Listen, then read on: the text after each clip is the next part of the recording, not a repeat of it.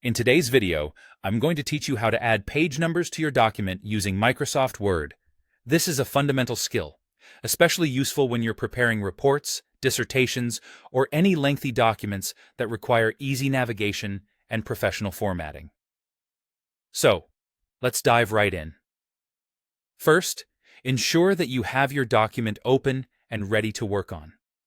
Once you're all set up, direct your attention to the top of your screen.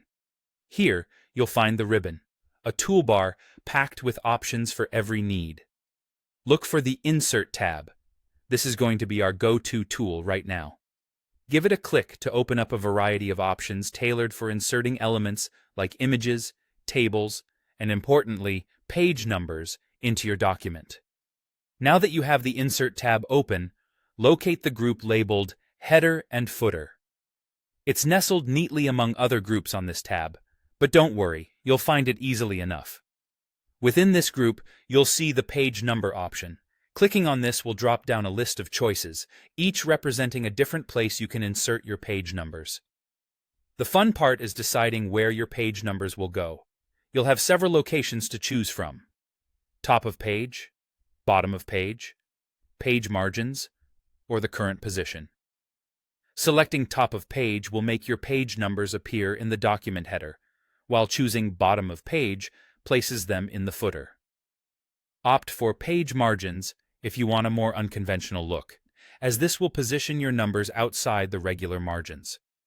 Alternatively, current position lets you place the number at the cursor's current spot in your document. Once you've settled on a location, you'll notice another helpful choice awaiting you: the style of your page number. Styles range from simple numbers to more elaborate designs that can add a bit of flair to your document. Select a style that best fits the tone and design of your document. Remember, each style will automatically format itself across all pages, maintaining consistency throughout. With your choice made, you'll see that the page numbers have seamlessly appeared on each page of your document.